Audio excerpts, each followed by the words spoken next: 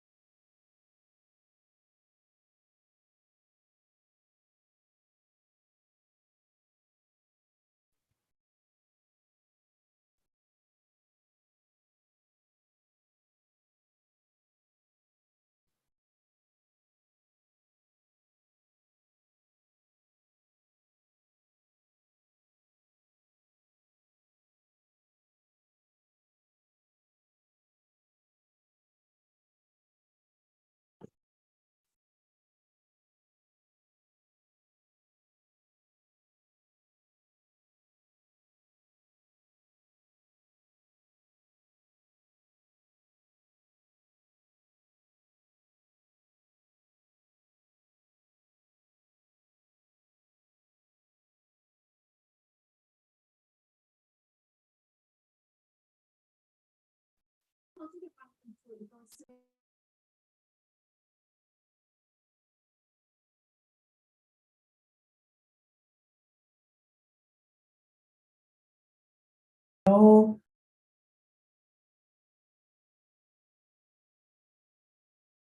Hello.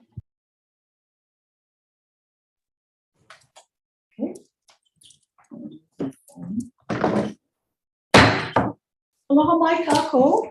My name is Dawn Chang, and I'm the co-chair of the Climate Change Mitigation and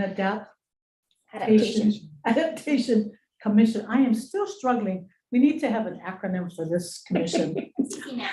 Okay, this is February 16, 2023. This is the meeting of the Climate Change Mitigation and Adaptation Commission at 1 p.m. Starting on time, that's a good sign. I just want to go over some meeting protocols. We are holding this meeting as a hybrid meeting. Some of us are in person in the Kalani Moku building, boardroom in Honolulu, and we are also holding this meeting remotely via Zoom and can be watched live on YouTube. We ask that members of the public testifying on the agenda item, limit your testimony to 3 minutes so that we can get to everyone. And please remember not to use the chat for any comments because that presents a sunshine issue. Before speaking, please state your name and identify yourself for the record. I am going to take roll call. So members of the commission, come.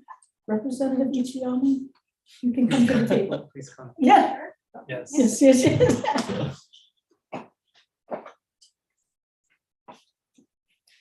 Thank you. Do you want to flip the chair around? Yes. Or feel free to. I know we've got cameras all over the place, but there you go. That way everybody can see our face. All right. So again, I will take roll call of the commission members. Please state your name, and if you are participating remotely, please state whether anyone is in the room with you. So I'm going to go first with my co-chair, Director of OPSD. Present, thank you. Okay, Chair of the Senate Agriculture and Environmental Committee. Do we have Senator Mike Gabbard? Not yet. Not yet. Okay. Chair of the Senate Water and Land Committee, Senator Inouye? No. Not yet. Maybe they're in a hearing. Okay. Chair of the House Environmental and Environmental Protection Committee? Aloha. I am here. Aloha. Aloha. And Chair of the House Water and Land? Here. Okay. Mahalo. I have Chair of, is it Hawaii Tourism Authority? Yeah. Is anyone here? George, I'm here.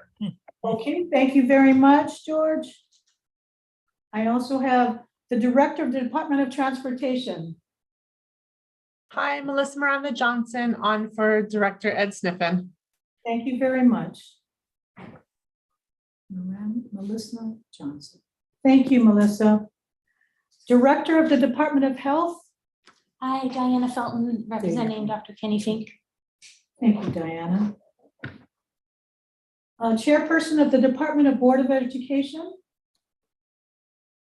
Hi, good afternoon. Kurt Otoguro, Deputy Superintendent for the Department of Education, representing Chair Bruce Voss of the Board of Education. Thank you. Good afternoon. Thank you. Director of the City and County of Planning and Permitting. No. Okay, we're going to give everything over to Donna Puna today then. Okay, the Director of the Maui Department of Planning. Does not look like it. Right. Oh, wait. Someone just joined. I'm admitting them now. Okay, Say it again. Maui, Director of Maui Planning. Is someone here? Oh, Garrett Smith, could you introduce yourself, please?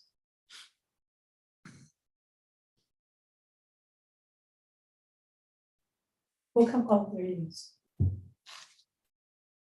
Are you there, Garrett? I apologize, audio was out.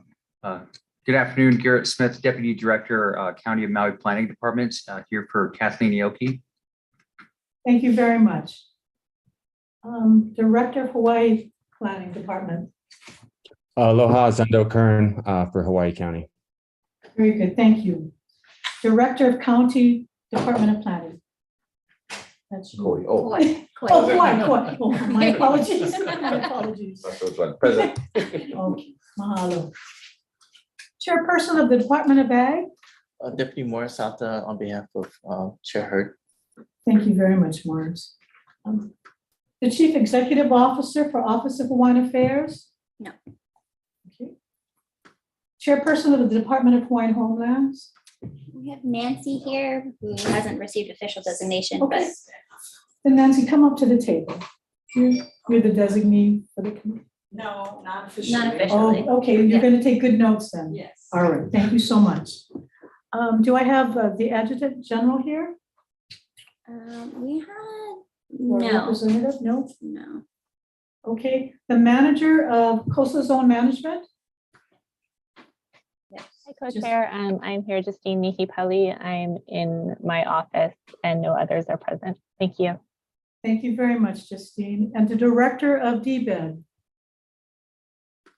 I don't think anyone's here for representing yet, but I believe Mark Glick will be joining us. So based on that, do we have a quorum, Leah? We sure do. Excellent. So I'd like to introduce our staff, Leah, if you could. Aloha, Leah Laramee. I am the Hawaii State Climate Change Mitigation and Adaptation Coordinator.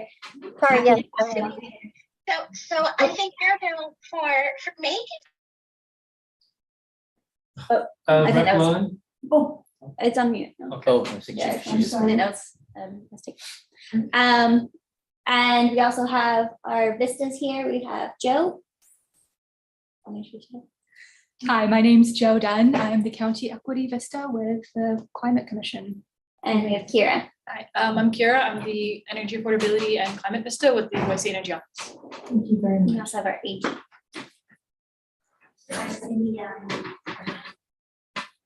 Thank you very much, Cindy. Appreciate you being here. So, next on our agenda, do we have any announcements from the commissioners? I know there's a lot to cover on the agenda, so, all right.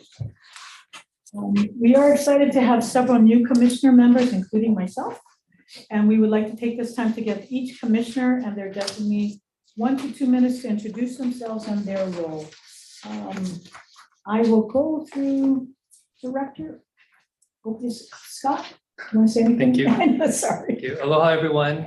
Scott Glenn, Director of the Office of Planning and Sustainable Development. Really glad to see everyone show up online and in person. This is the start of a new administration, the Green administration.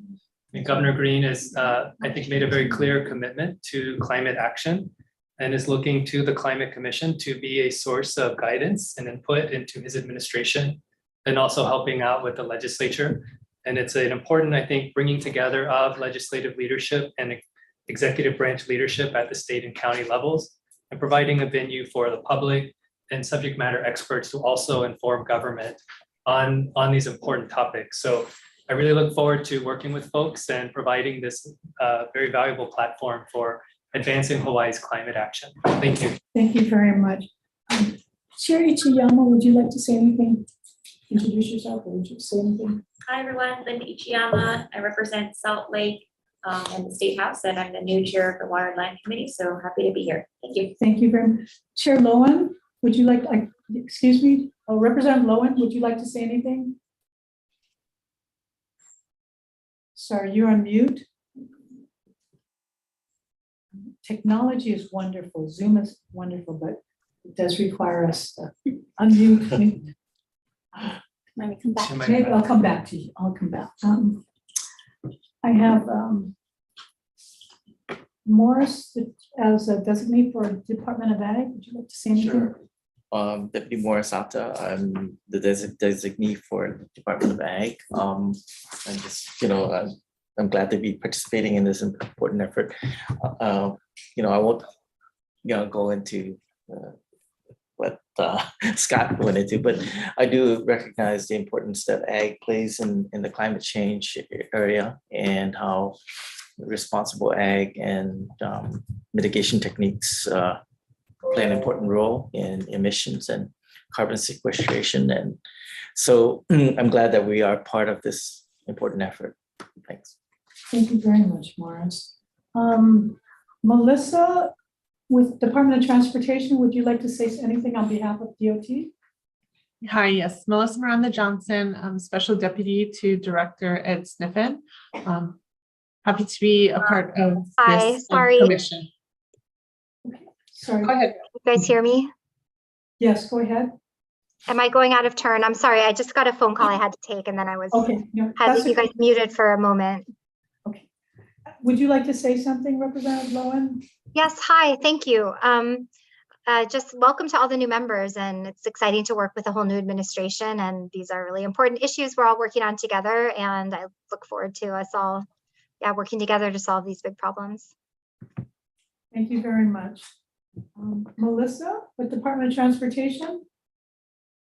Just echoing what Representative had said. Thank you. Thank you very much. Diana Felk with Department of Health? Hi, nice to meet everybody. My name is Diana Felton. I'm an emergency room doctor and medical toxicologist, currently working as the state toxicologist in the Environmental Health Administration of DOH and as acting division chief for the Communicable Diseases and Public Health Nursing branch. So lots of parts of DOH that I'm involved with, and we're really committed to advancing particularly climate and health related issues. And really looking forward to working with the committee and hoping to improve the health of everyone in Hawaii. Thank you very much for being here. I have Kurt Otoguro on behalf of Department of Education. Yes, thank you, Chair. Kurt Otoguro. I'm a Deputy Superintendent for Operations at the Department of Education. So primarily facilities, fiscal services, IT, and personnel, or what we call talent management. So I just joined the department about 4 months ago. Prior to that, I did work in the EE administration as state comptroller for 4 years. So I look forward to continuing this very important initiative with all of you as my colleagues. So we appreciate it. Thank you. Thank you very much, Mr. Otoguro. I have Deputy Garrett Smith with the County of Maui. Would you like to say some words?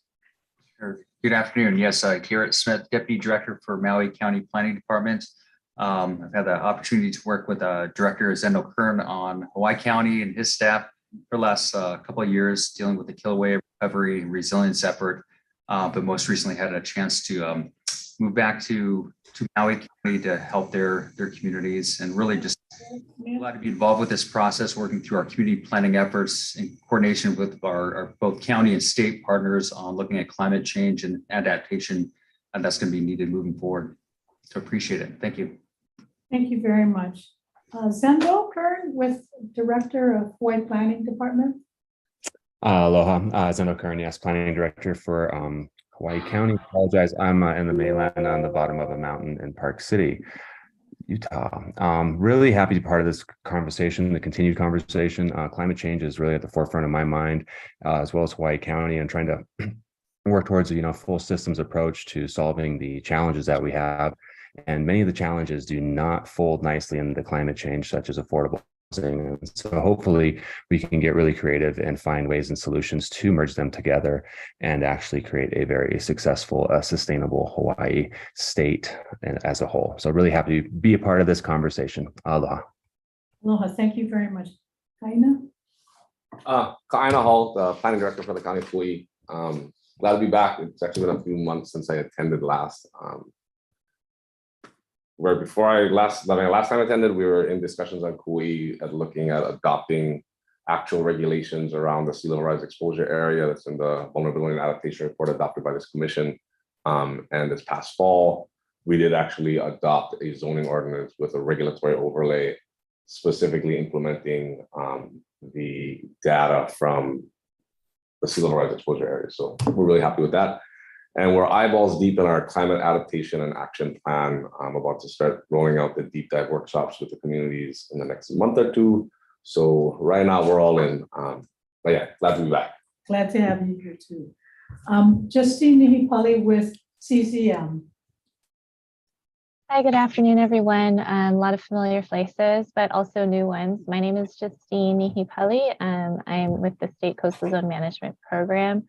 I work quite a bit with the counties in relation to their roles for SMA. So we do a lot of shoreline management discussions, doing a lot of work particularly in that area, which of course is just one small part of the climate impacts that we're going to be facing. So look forward to continued discussions with the folks that I've been working with before, and then the new administration as well. Thank you. Thank you very much, Justine. And Mark Gliff, you're here representing the DBED. Would you like to say some few words? Thank you. Great to be here. I am the Chief Energy Officer for the state of Hawaii, the Hawaii State Energy Office. And obviously we're heavily involved in greenhouse gas mitigation strategies, decarbonization, and very excited to be part of this process along with my predecessor who did an outstanding job, Scott Glenn. Thank you very much, Mark. And I did not forget you, George. Go ahead. Would you like to say some words? Yeah, mahalo, Don. First of all, mahalo again for having the Hawaii Tourism Authority participate in this.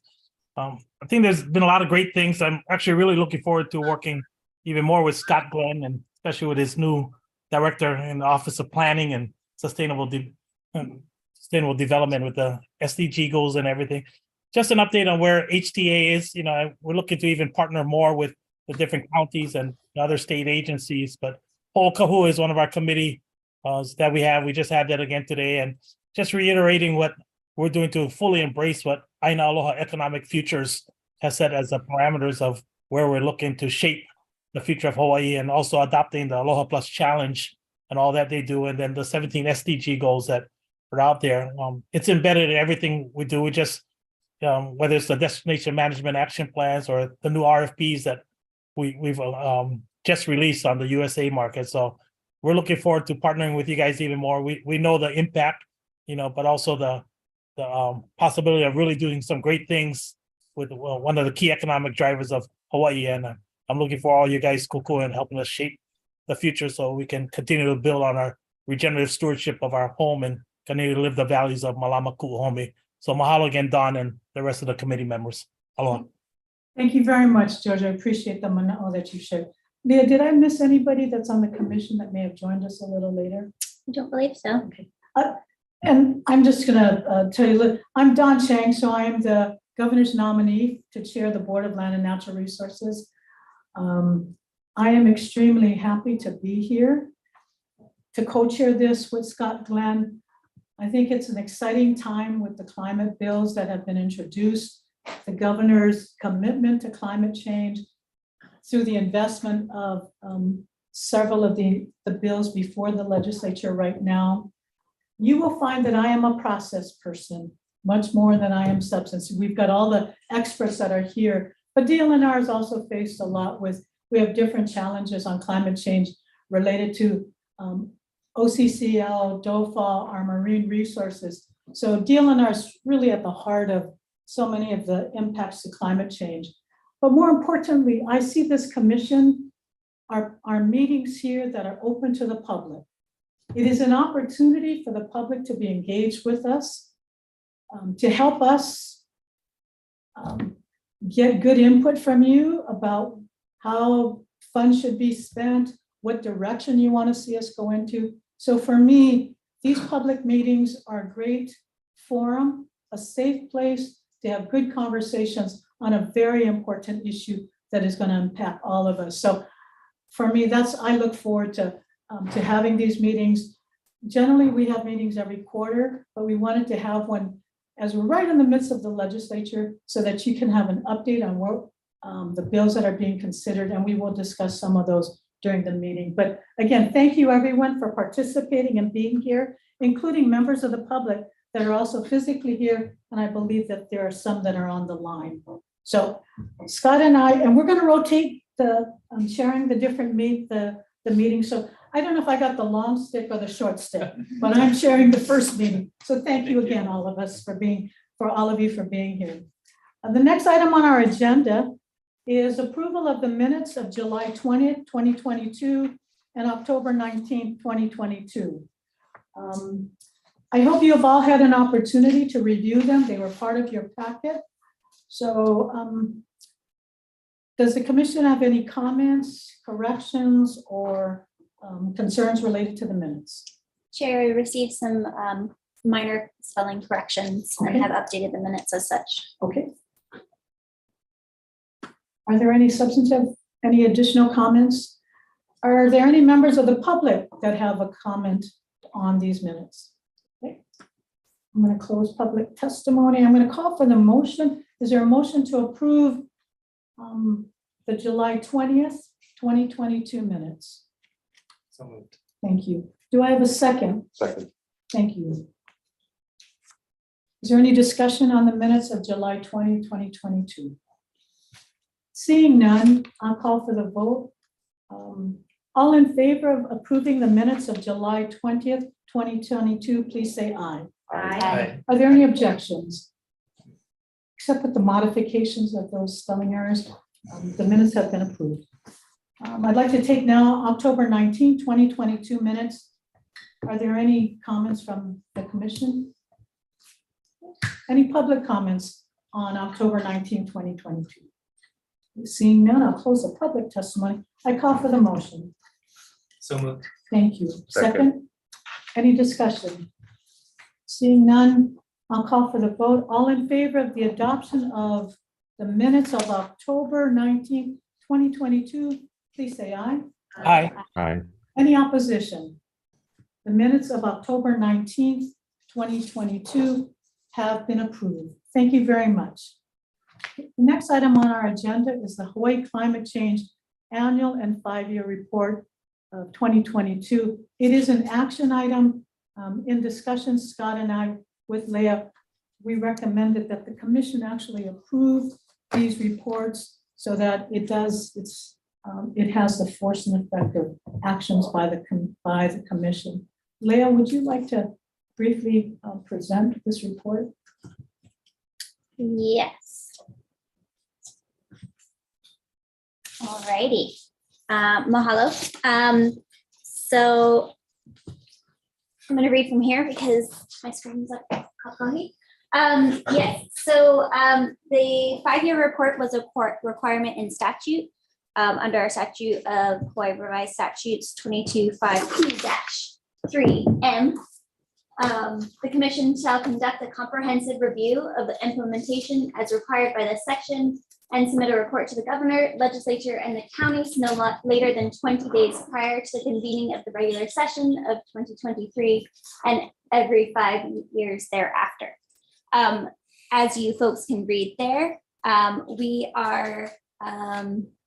already submitted this report to the legislature as required by statute, and it was reviewed or sent out and shared with the commission, but co-chairs thought that it was really important for us to review it because we have a lot of new members here, and it's a great highlight of what was accomplished over the past 5 years since the establishment of the commission. So the report itself identified the commission members and staff, which has largely turned over, so that will need to be updated. Also highlights the mission and priority statements that the commission has made over the past 5 years. So those were on things such as sea level rise, transportation, as well as some of the high level actions that the commission signed on with the U.S. Climate Alliance.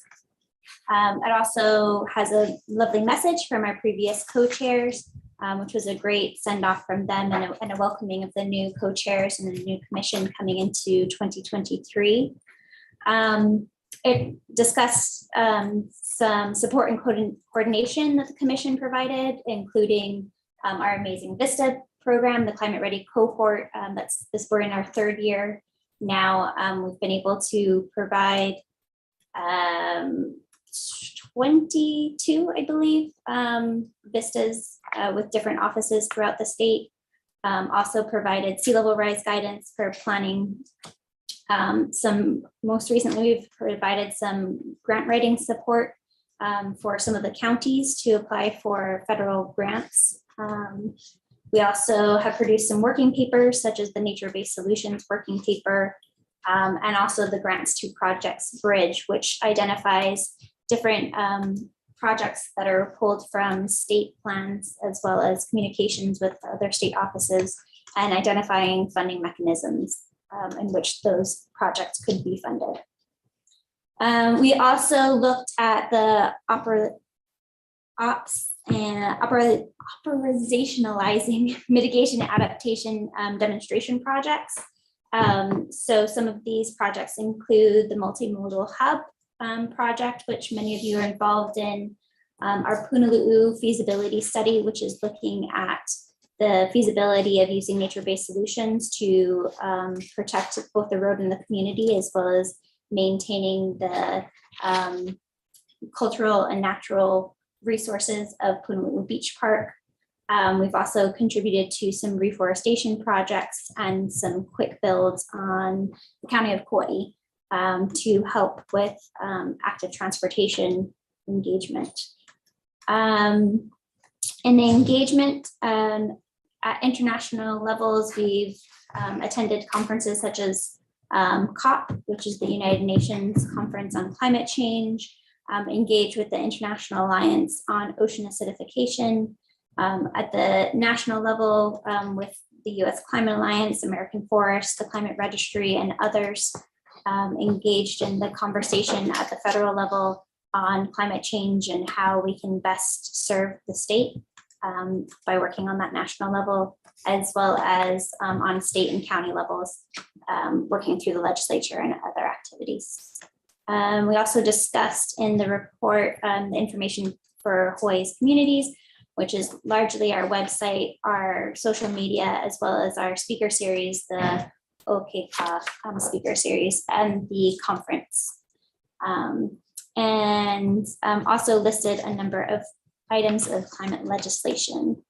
One of the things to highlight in the report here is Table 1, which identifies all of the mandates that were identified in Act 32. So within our statute, what the commission has been guided to do.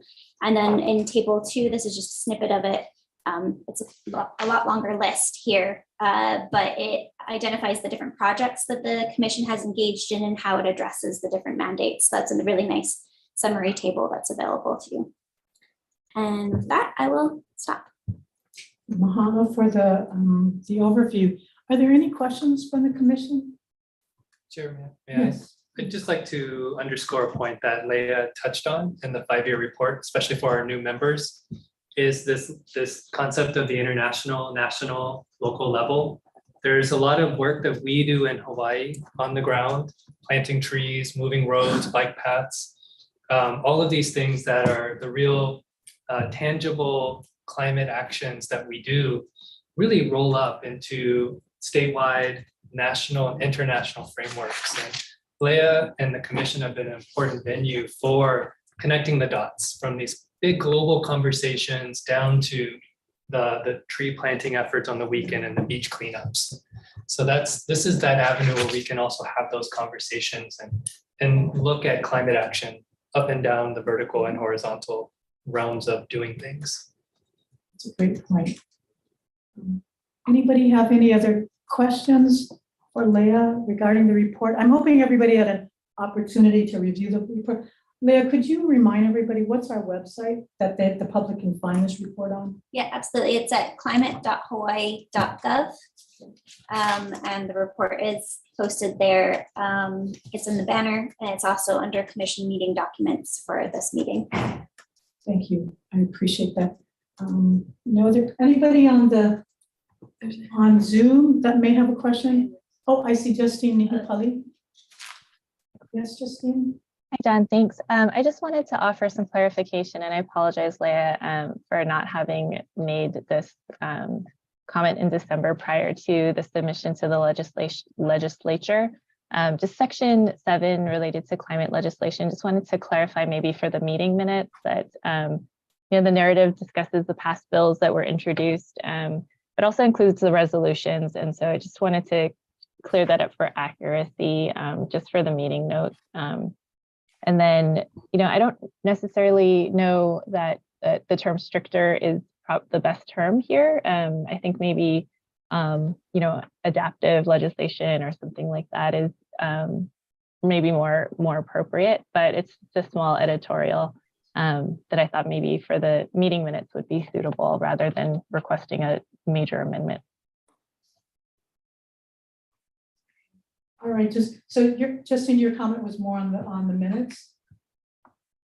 Oh, no, just for today's meeting minutes. Okay, all right, appreciate that. Anybody else on the Zoom who has a comment or a question? I think you can use your raise hand. And I have a hard enough time looking at my notes, so I have a hard time looking at the screen. You're gonna mute yourself. Mark, did you have something you want to say? No, I just wanted to make sure that I knew where the unmute button was. You found it. You found it. I found it. You found it. Okay. Anybody else? All right. I'll open it up. Does anybody in the public have a comment? Is there anybody, Leah, that you see? I don't see any hands up. No, we're good. All right. So again, the co-chairs in consultation with Leah did want to have the commission actually formally act on approving the report to the legislature. So if I could have a motion on this. So moved.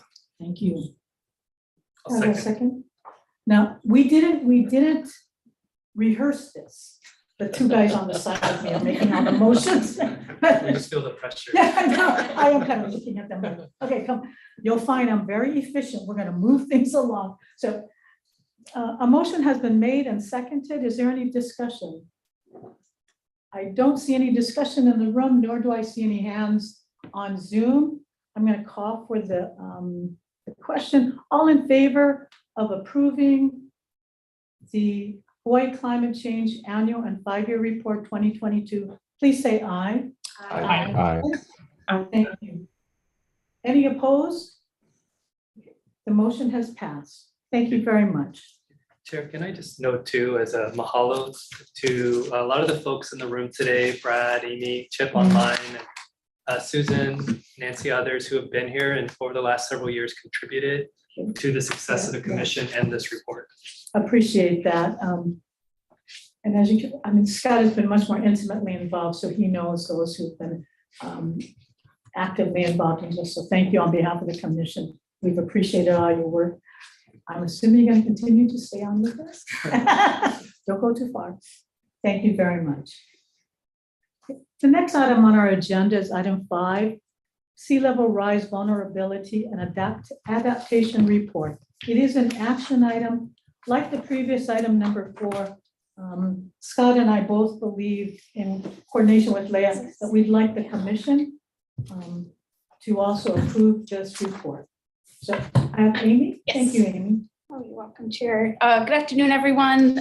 For those of you who don't know me and for those online, my name is Amy Wirts. I'm a Sea Grant Extension Agent who works in the Office of Conservation and Coastal Lands here in DLNR.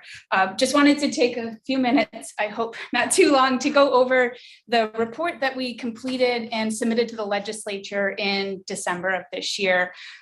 We gave a quick overview in October to the commission about the approach that we were taking to this 5-year update. And this is just to close the loop and have a little bit of a discussion on what we found with doing this report.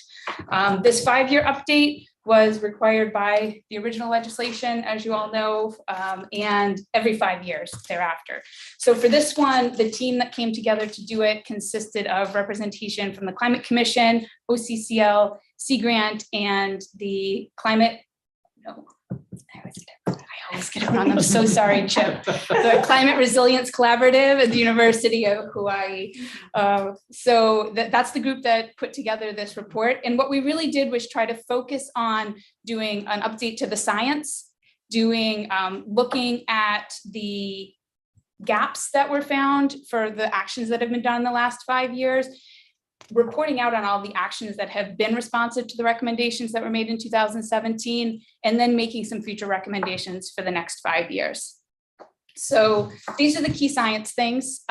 Just really quickly, according to the UN, the world's probably missed our goal to keep warming to 1.8 or 1.5 degrees Celsius and is likely to hit 2.8 now. Global sea levels will keep rising, whether we were to stop CO2 emissions today or not. The latent heat in the ocean, and among other things, sea levels are going to keep rising. The 2017 report, the sea level rise exposure area work in that was based on the 2017 Intergovernmental Panel on Climate Change, or IPCC Assessment Report 5 from 2017. That's what set the 3.2 benchmark. Science since then, including the 6th assessment report and 2 NOAA technical reports on sea level rise, now point towards 3 to 4 feet of sea level rise by 2100 as being an intermediate rather than high-end scenario. In 2017 and 2020, the Honolulu Harbor tide gauge had the highest daily mean water levels in the 112-year history. And long-term data indicates that, and models indicate that around Hawaii, sea level rise is likely to be 16 to 20% higher than the global average. So that is the quick nutshell of the science updates. And then the second part that we did was to look at the recommendations from 2017 and do an assessment across them. There were 9 recommendations. I think it's 49 recommended actions that were underneath those. And these little bubbles, as they fill up, an empty bubble is no progress. A quarter full bubble was starting progress, half full some, and the 3/4 full was significant. We didn't find that anything was completely checked off the list because this is an ongoing process and it's unlikely that anything will ever be 100% checked off the list. So this is the quick snapshot of where we stand with those recommendations from 2017. And this is just really brief. This is the good news, right? There's been a lot of really great work that's been done in the last 5 years. And these just represent some of the highlights of the key accomplishments. Although the SLREXA was never officially adopted as a statewide exposure area, it has been in pretty much all guidance documents and all county ordinances for sea level rise. The disclosure requirements, OPSD has completed a managed retreat feasibility report and is going on to the second phase of that in 2022. A number of different guidance documents, and then a lot of the plans, the strategic planning across the state and county governments have all incorporated sea level rise exposure area work that came out of the 2017 report. So that's the good news. There's been a lot of really good work done, and that's continuing to be done. And we went through all of what was known, and then as part of preparing this, it went out to interagency review in case there were any actions that we had missed to ensure that everything was captured in this 5-year update. So in doing that, we also identified some areas of need and gaps. And these are the recommended focus areas for moving forward for the next 5 years. And I'm not going to read the slide all out. It points back towards, this is all in the report as well, points back towards the recommendations that each of these applies to. Facilitating interagency coordination for holistic adaptation planning, conserving and adapting Native Hawaiian cultural resources and sites. One of the key areas that, if you look back at the reporting, is the recommendation area 5 that really deals with the Native Hawaiian cultural resources that there hasn't been a lot of action on yet. So we identified that.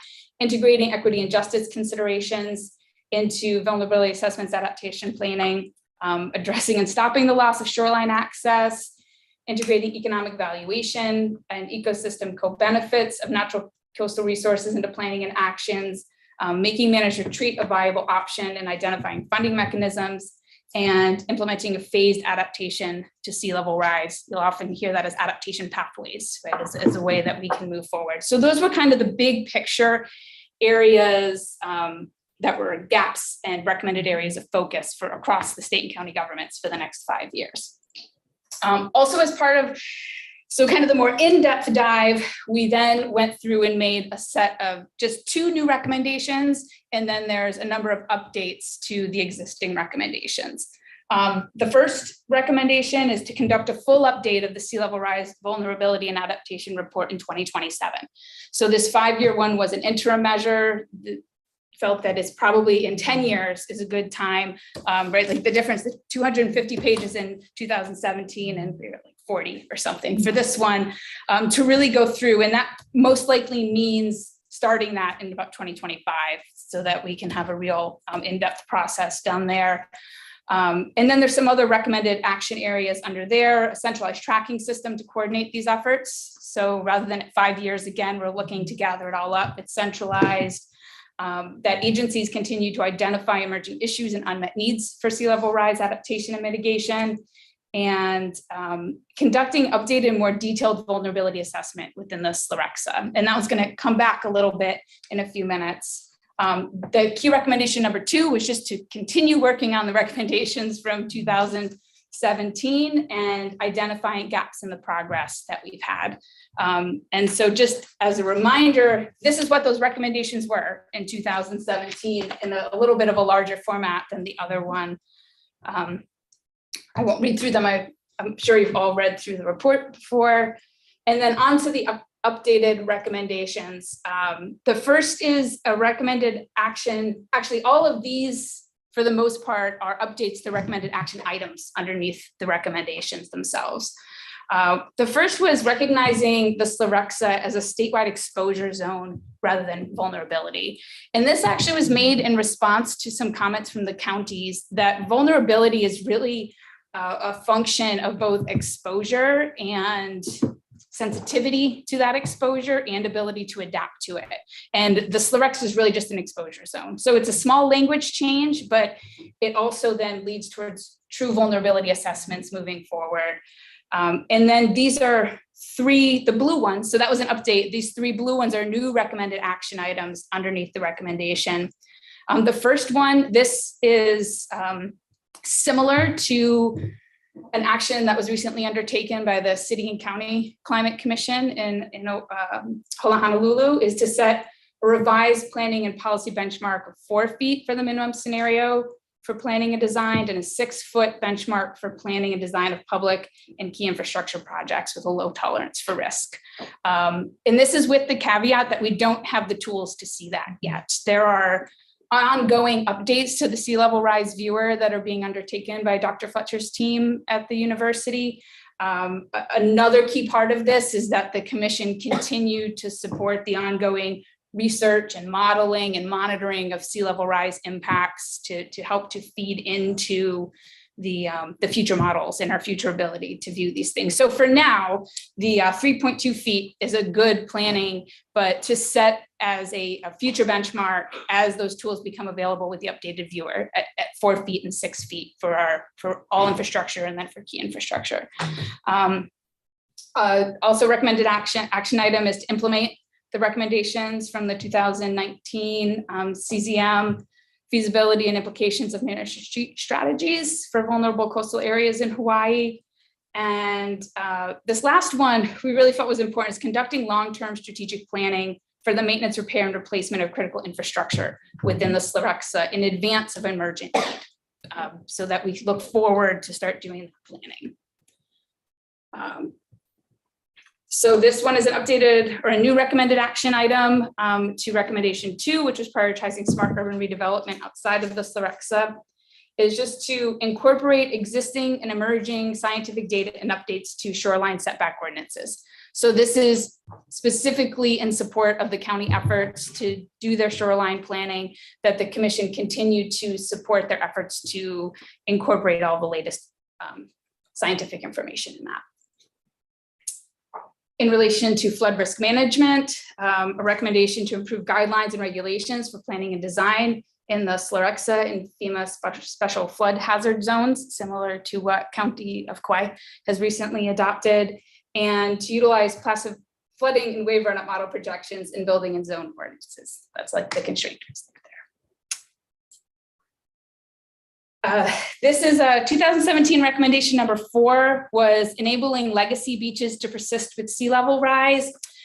We made a recommendation of striking the word legacy because there is no definition of what a legacy beach is. And we really want all of our beaches to persist with sea level rise. So again, a minor tweak, but just sort of moving the language towards more accuracy, and conducting a statewide assessment rather than to identify legacy beaches, but of all beaches applying the objectives of the Coastal Zone Management Act. And the next one there is just striking legacy again.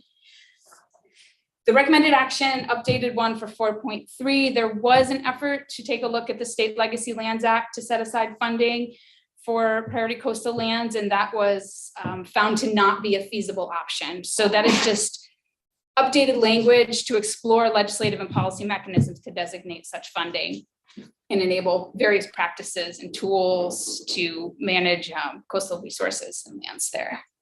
And then the final one being blue is an added new recommended action, which is just supporting county parks departments in the management of county beach parks. And this is in recognition that our county beach parks are really the most publicly accessible areas for shoreline access for the public, and that the counties, they can use some support in the management of those due to resource constraints.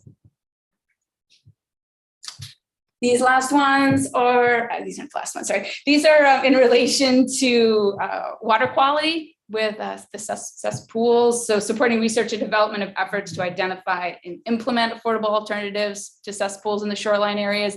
I know there's some legislation moving through this year also that's in relation to that.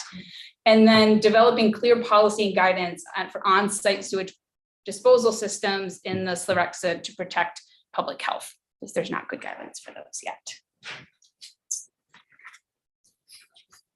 This one is for exploring the use of FEMA funding for use in Hawaii, and exploring that it just was not something that was recommended in the original one, so it was an added recommended action item. And then the last one were updated new recommended actions under the recommendation to promote collaboration and accountability for adapting to sea level rise, to incorporate community scale vulnerability assessments and adaptation into the 2027 sea level rise vulnerability adaptation report, improving coordination between state and county government agencies to strengthen enforcement and compliance with existing coastal laws, and then just in general, increasing the state agency capacity to enforce existing laws and regulations. So I think those are all, those are all of the updated recommendations. Thank you for bearing with me. I thought it was important that we just sort of step through those, particularly with the new commission members. And then as a next step, what we would like to recommend is that either a workshop or a series of workshops at the agency staff level, the working level, for setting the agenda moving forward, using this report as the baseline for that and these recommended actions to set up that interagency collaboration and start working towards that consolidation of the information of everyone working together. Because we found in doing this, there's a lot of things like, oh, there could have been really great synergies, but agencies are doing things, really good work on their own that could be working even better if it was integrated in a whole of government approach. And then just another plug for continuing to support the ongoing research, modeling, and monitoring of the sea level rise impacts throughout the state, which will feed into the 2027 report. And that's everything that I've got. Take a deep breath. Mahalo, Amy, you did a great job. Thank you so much. Really appreciate it. Chip, you're on the line too. Did you want to add anything to the presentation? Just very briefly, we're working on new modeling to develop 1 foot increments of sea level rise that show a more sophisticated shoreline erosion model. Instead of a one-dimensional model, it's a two-dimensional model, meaning that we're capturing a longshore sediment transport as well as cross shore. We have a two-dimensional wave run-up model. We're putting in wells in Kaka'ako and Waikiki to monitor the water table and use those observations to improve our groundwater model. We're in the process of putting in 17 sensors into storm drain systems in Waikiki to understand the problem of drainage failure and storm drain backflow. And we have a national model that will capture combinations of rainfall with high tide so that we can get at the question of compound flooding. Our funding comes from the Office of Naval Research. It's multi-year funding. It's going to take us probably a decade or so to get around the entire state, but our plan is to capture all the details of sea level rise flooding so that we can really improve our adaptation, our planning for the new communities that are going to be required. So thank you very much. That's all. I'm happy to take any questions. Very good. Thank you. Commissioners, questions, comments on the report, on the recommendations? I want to make 2 points. One, I appreciated the recognition of the recommendation regarding Native Hawaiian cultural resources and impacts. And I see Leimana DeMonte is here too. I know that Leimana has had and Leah, you've had conversations with Office of Hawaiian Affairs.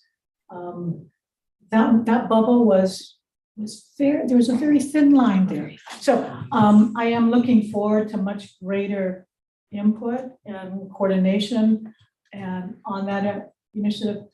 I think my second point is in discussions with Scott and Leah, it was really important, I think, for the commission to have an opportunity to review and approve this report, because I think it lays the foundation for some of the proposed actions that may come before us when, assuming I see both Representative Lowen and Ichiyama, assuming we get the climate change bill passed, which will be in the next agenda item. But I think it helps us to lay the good foundation to make some of those decisions that we need to make in the future. So I've appreciated all the good work that you've done. Also open, I want to now, if there are no other questions. Justine. Okay, Justine. Thanks, Chair. I just, in response to Amy's all of government approach, I absolutely support that, and just want to reiterate, particularly for our new Climate Commission members, because I, as a civil servant, and I'm on there, and I've been there for quite a while, and I don't have the option for a delegate. I have been attending these for quite a while, and just reminding folks, there's also another existing framework under 205A that is required by law to implement the Ocean Resources Management Plan that does speak to quite a few of the same recommendations within the recommendations for this report as well. And Amy has been working with us as well as Brad. So, but I don't know if the commission members that are newer know that we have not yet reached out. We've also had some conversations with different university entities regarding questions about Hawaiian cultural resources along the shoreline as coastal erosion occurs and as sea levels rise too. So definitely we'll need to coordinate those efforts. And, we're still trying to figure out kind of the role where there is some duplication and how we can leverage those resources versus kind of doing parallel efforts. Thank you, Justine. Yeah, I had a couple things to point out for Kauai. The report, the recommendations were fully behind, and we really appreciate all the work that's been put into the report. I've been living Slerexa for the past 3 years as we tried to draft and implement our ordinance. And a couple things have come out of as far as PUCAs that would really help us take the sea level rise exposure area data to the next steps, if you will. So we got, for those that don't know, the Kauai sea level rise ordinance basically takes the 2 hazard zones of passive flooding and highway runoff and creates a zoning district around them and requires structures to be elevated 2 feet above that depth for habitable structures and 1 foot for non-habitable structures. And for that, the really, really problematic hazard, the erosion line, that for the most part has been addressed through our existing shoreline setback ordinance, which is quite robust and captures the vast majority of what Slerexa projects to be underwater within this century. In looking at the next steps, as far as managed retreat goes, particularly as it's germane to the exposure line, that's right, those places are gonna be underwater within this century. And so what do we do with the assets there? We definitely are working with our agencies to identify key infrastructure to have that moved out. We're also going through the process of property swap exchange programs with county properties and vulnerable properties, at least on West Kauai, because we have a fair amount of land that can partake in that. So we're going through that through our climate adaptation process. The other part of, as far as private lands within that area, that arguably, if that's the area that we should really be looking at first to manage retreat out, to pull out, right, is this whole discussion of transfer of development rights. And everybody's talking about transfer of development rights, and we can kill 2 birds with 1 stone and we create TDRs from these coastal vulnerable properties and we send it to our town cores where we should be infilling and wonderful planning. When we actually peel back the layers of that, it ain't gonna work.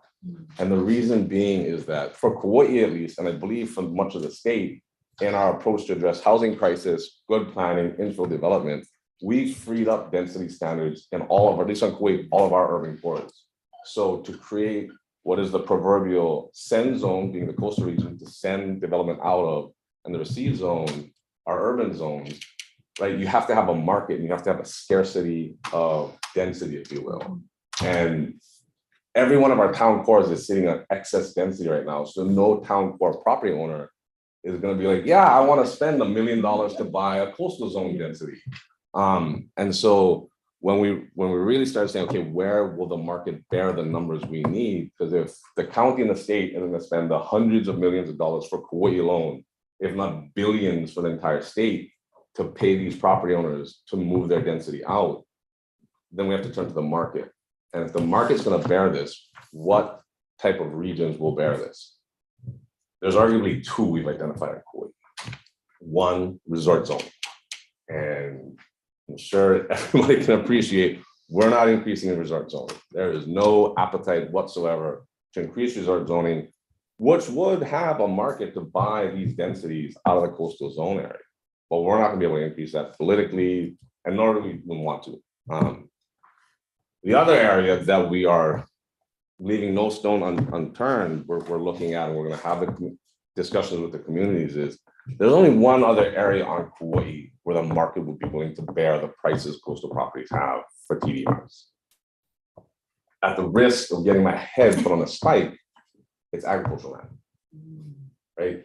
Now we have some of the most restrictive density standards for our agricultural lands in the county, in the entire state. We have a density cap of 5 farm dwellings for Kauai's agricultural land. So it's a sliding scale. We got one lot, a 1 acre lot, you can have a house. You got a 4 acre lot, you can have 2 houses. Once you hit 12 or 13 acres, you can have 5 houses, but that's it. That's your cap. We then have anything from 13 to 5,000 acres. You can only have 5 houses. And so in looking at the possibility, and we're not proposing, we're just going to engage the community on it, is there an appetite to increase, say, the density of farm dwellings on agricultural land to participate in a coastal density swap? Because the market will bear it. There are buyers right now who will be willing to pay easily over $1 million to purchase a density from coastal lands to be able to have it on agriculture. So granted, all still have to go through a farm dwelling process and whatnot. But you know, we'll probably get run out of every room where we even try to have that discussion. But what I'm trying to get at is we need an economic analysis of where we can actually utilize the market to bear the cost for density transfers. And so that's what I'm saying is if there's anything within the report or continuances, which, you know, Brad Folks definitely worked on the implementation document. And so, you know, that's an area where we're definitely looking for guidance, I'll say, and analysis. So that's the first. And then the second is it's not so much I think it's with the conversation of sea level rise, particularly Slorexa, that we've come across in implementing the sea level rise ordinance, is that after we adopted it, there were so many people patting us on the back and congratulating us and saying, well, now we have fully climate resilient communities. And I had to stop them and say, no. What this does, it is a huge monumental step. We couldn't find anywhere else in the country to model it after, which is why it took us so long to get it. But what it addresses is one particular hazard, and that's the slow creep of sea level that will happen within this century. It does not address the arguably most destructive events that we will see in our lifetimes, which has to do with precipitation and storm events. And so when looking at that, and there's this expectation that FEMA and the firm maps are going to cover that, I've been running around the country for the past year trying to see who's doing with this with their firm maps. And the closest we found, nobody found, but the closest we found was Louisiana with their $2.3 billion they got from Congress. They have about $160 million just in modeling. But they're kind of saying, but we don't know what to do with that type of modeling when we're done with it. But in looking at the fact that precipitation events will and are right now going well beyond what the firm maps are saying is hazardous, which will flood, right? Like Hurricane Ian, I think there's one community had 70% of the community was outside the flood zone that was flood damage, right? Like that's what you're saying, 70% of the community, the federal government and its floodplain manager are saying that's not a floodable area. And that's, arguably going to happen this weekend to some parts of Hawaii. And so taking what Chip's team did with Slerexa and modeling of sea level rise impacts, I think there's a definite need to take the next step and say, we need to begin modeling around storm events and the increase in frequency and intensity of climate change events. And we can take that modeling and probably, look at implementing and bolstering our existing firm maps, which all directions we've had in conversations with FEMA, there is no intention of doing that from the national level. And so there's not a criticism of saying Slerexa is not enough, and it's absolutely wonderful. I think it's a step in the right direction. But as part of the Climate Change Commission, I think the next step we need to start discussing is that type of modeling. And I talk about it as much as I can because we figure for Kauai alone, and the most people we talk to, engineers and scientists are saying, we're not even sure how to set the parameters on that type of model yet. But bare minimum can be a 7-figure study for Kauai. I got $40,000 in my budget. But that's the type of modeling I think is the next step that we'll be pushing for some type of movement towards and discussion. But thank you for everything. I just want to put that on your radar.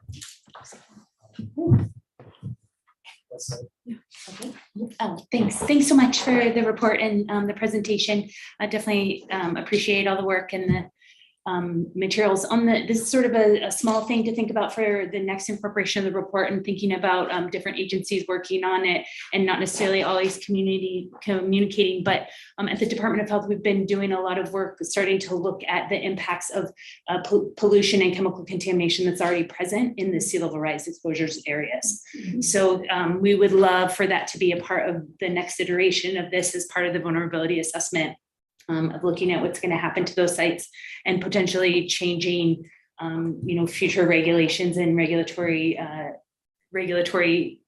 efforts on how to make sure that those sites are more resilient to sea level rise, flooding, etc. Thanks. Thank you, Scott. I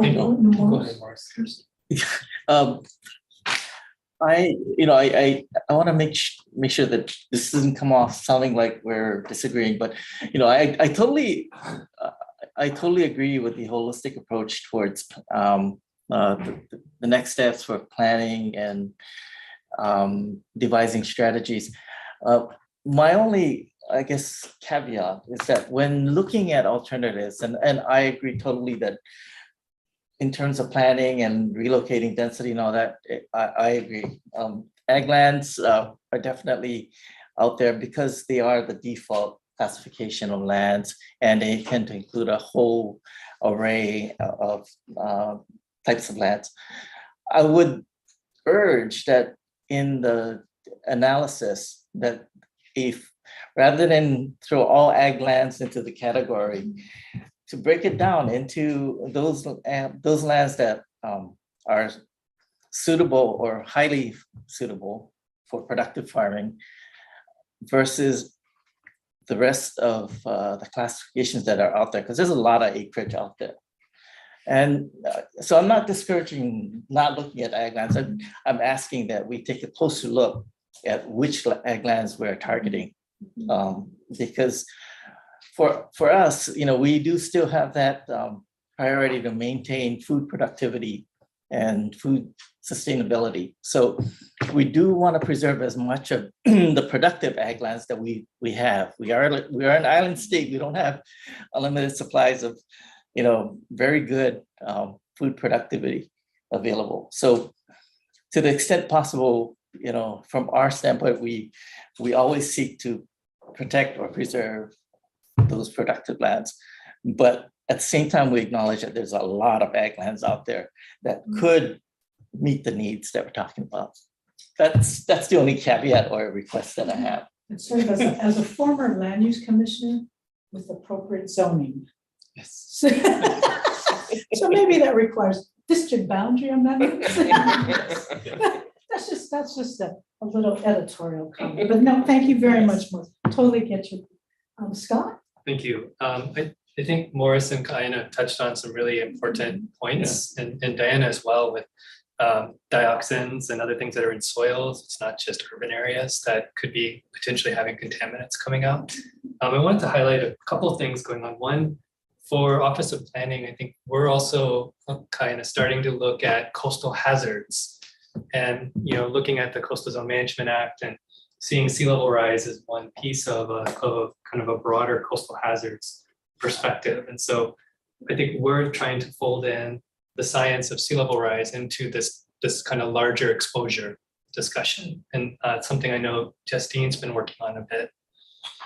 We've been doing for critical infrastructure, Act 178 last year directed the Office of Planning to look at state facilities that are in the SOREXA. And so we've completed that. And we're now basically asking the legislature for a follow-on study to now develop the process that state agencies would use to figure out what they're going to do about those facilities.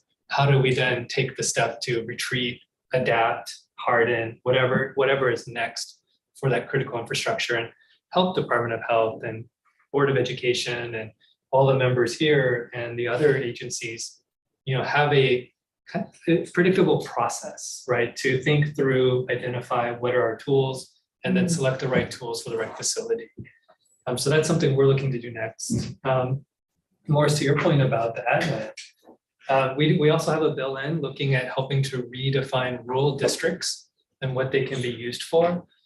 We know the ag district is kind of the default look at ag, but the rural district it's small across the state.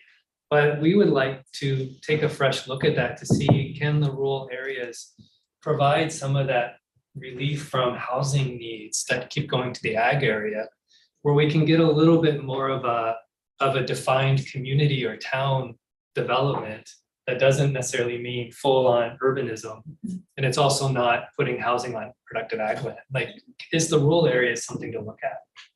And then just kind of last thing, Justine has a study that's coming out soon that's looking at the different strategies we have that are not just managed retreat, but also adapting, hardening, living with water, some of these different other tools, and the various, like, kind of these broader strategies and the different tools. And I know some of the folks here have been involved with helping her develop that, but I know right now we're talking about sea level rise and managed retreat, but I think we're hearing from the public that the conversation does need to be broader, look at more hazards and more of the tools, and prioritizing our different coastlines for what's the most appropriate response to that part of the island and part of the region.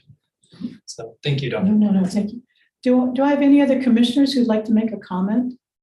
I know for me, I think this commission is uniquely situated where we have great representations from key agencies. And I think clearly this is becoming a real priority.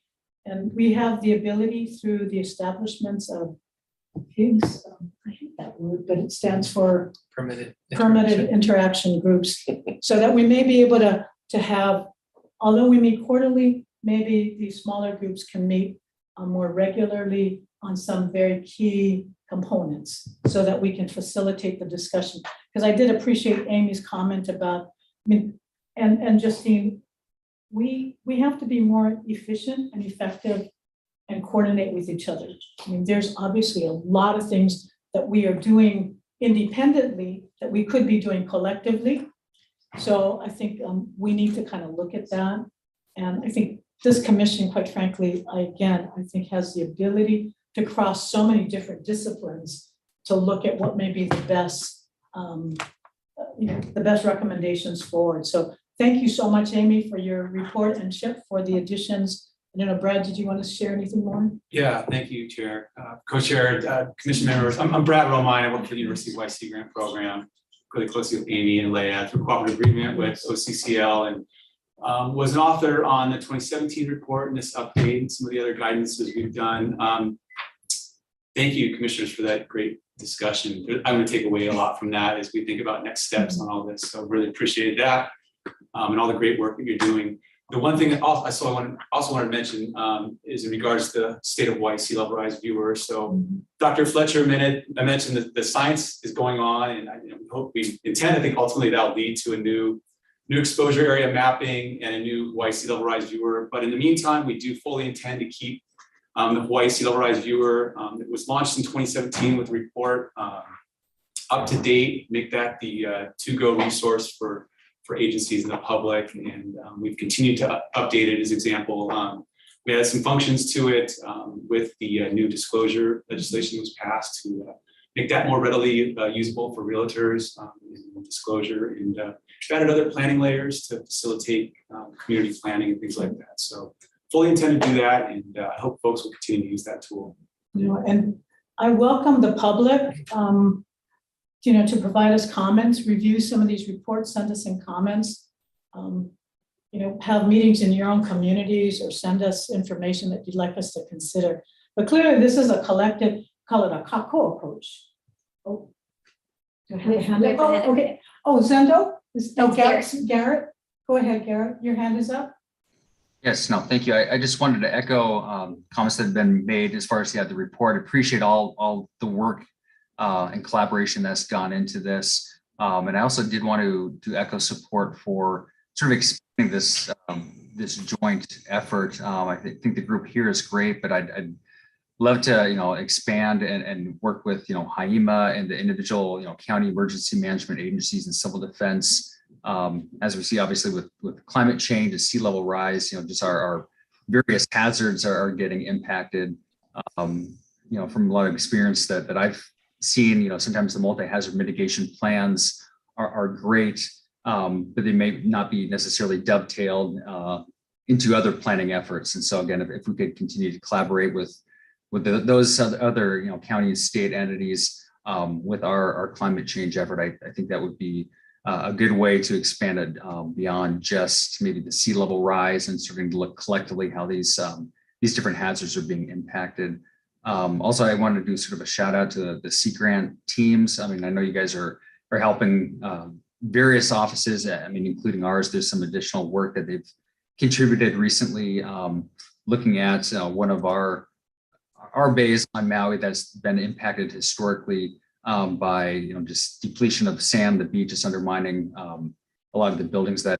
So they've helped us starting to look at maybe a community facilities district to install some groins out in the ocean, similar to Iroquois Point, and looking at maybe some type of bonding that could bond effort that could be floated to at least allow an extended period of time to pay off that infrastructure and help to again stabilize that coastline. So again, I think there's a lot of projects that have either been done or are going on that could be again good case studies that we might want to point to moving forward to look at managed retreat and what we want to do to again get out in front of as best we can some of the impacts we're going to be seeing in climate change.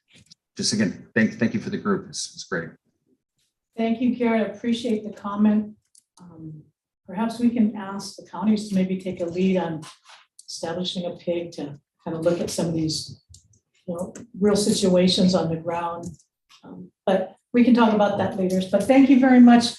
Any other questions from the commission?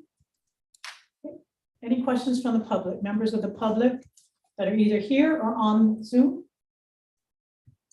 Okay, I don't see any hands up, either in the room or on Zoom. So can I have a motion to approve the approval of the sea level rise vulnerability and adaptation report? Motion to approve. Oh, I'll second. Okay, share. We have to share this. Okay. A motion has been made and seconded. Is there any discussion? Seeing none, I call for the vote. All in favor of approving the sea level? Oh, I'm sorry. Is there someone? Okay. All in favor of approving the sea level rise vulnerability and adaptation report? Please say aye. Aye. Any opposition? Okay, the report is adopted. Thank you very much. That was really good discussion. Let's move on to item number 6. Thank you. Thank you very much. And this is a discussion on the commission statement on the climate impact legislation. It is an action item, and Leah, if you want to lead us on that discussion. Oh, Scott, will you do? Oh, okay, maybe this is going to be a collective discussion. I hope everybody got a copy of that. Did we send that? We didn't. I was going to Okay. put it on the screen Okay, just now. okay. As you can see, we are ad-libbing as we kind of go along with it. I hope all of you have had an opportunity to review the Climate Impact Fund. Sorry, my Word has been crashing and it's about to crash right now. While Leah is pulling that up, so for the agenda item, we have basically a request for the commission's consideration. There are 2 bills that the governor introduced to the legislature. It's HB 1052, which is now HD1. And thank you, Rep. Ichiyama, thank you, Rep. Lowen, for passing it out, offering amendments to it. And then the companion bill is SB 1350 SD1, which was just recently heard by the Senate, also amended and passed out of committee. And I think it's now moving on to the money committees in their respective chambers. The governor has proposed the use of $100 million of general funds for climate impact.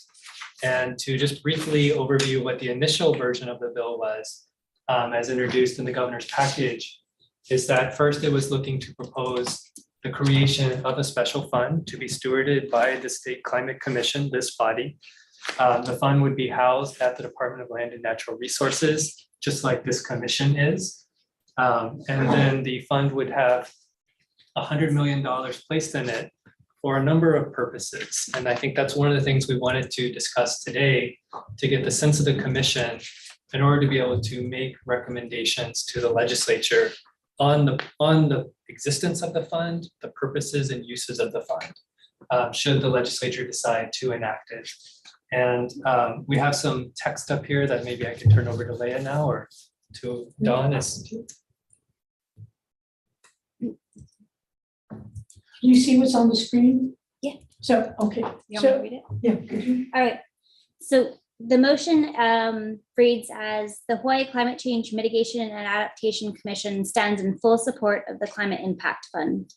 The proposed legislation is a continued commitment by the state and the legislature to address the climate emergency declared by the legislature in 2021 by investing significant funds and resources to leverage the historic federal funding to address climate change. This further demonstrates the state's seriousness in addressing climate mitigation and adaptation actions and empower state, county, and non-governmental organizations to take climate action now. And this was designed really to be a statement from this commission to support these legislative measures. I mean, previously last year, it is my understanding that the commission did authorize Leah on behalf of the commission to provide testimony. I think it would be really powerful if we have a commission statement supporting that. So as we move through the legislature, it is, and that was one of the other reasons we wanted to hold this meeting at the big, during the legislative session, that it's not, that it does reflect this commission's sentiment and their commitment behind the proposed legislation. So this statement is seeking to,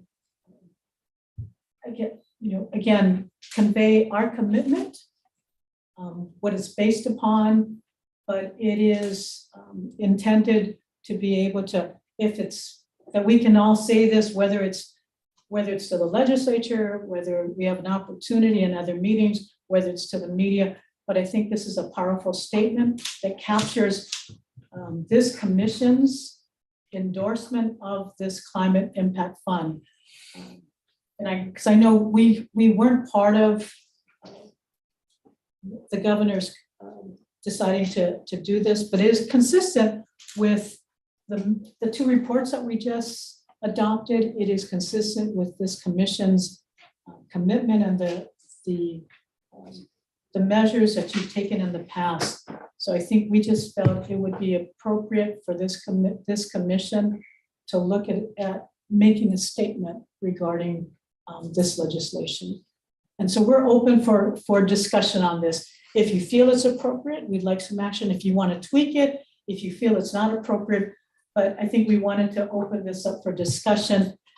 And then, and in addition, it is to talk about this climate impact fund, because it is a significant measure by this administration that will hopefully be supported by the legislature, that will set us into the future, and it'll help us leverage other federal funds, but also funds from other NGOs, private donors, but it is intended to be our commitment and our investment into the future on how we address some of these hard questions, especially that the counties are raising. We now may be able to have a fund to do that. So I'm open for some discussion on this. How do you feel about this? Do you want to change it, leave it? No need? Open for any comments or questions. So the fund could be used for precipitation modeling. Well, maybe I could unpack a little bit more of what my co-chair just said. So I think in discussions with the governor and others about what the fund could be used for, I think there's really kind of 4 uses that stand out. One is, as Don mentioned, federal match.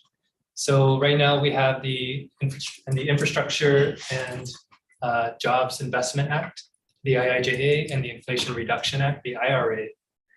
Both of those have a lot of funds available for climate activity.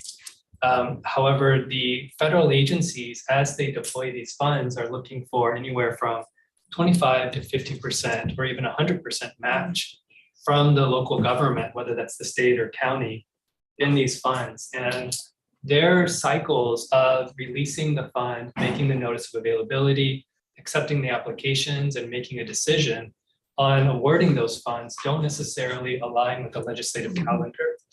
And so having a set of funds available to be asked to the Climate Commission, here's an important funding opportunity. Unfortunately, the legislature is not in session right now.